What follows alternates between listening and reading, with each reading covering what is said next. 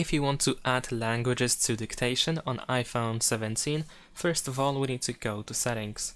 Then we're gonna go ahead and open general settings and then find keyboard settings. Now once you open keyboard settings, you should be able to find the dictation section, and of course you want to make sure that dictation is enabled, and then you can go to dictation languages in order to choose which languages should be usable by our phone.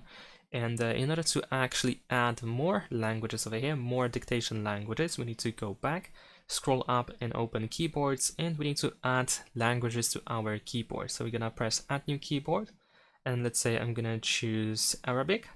There we go. And I'm gonna actually add it as a new keyboard over here. And I'm gonna choose, let's say, the standard layout. Press this check over here in the upper right corner.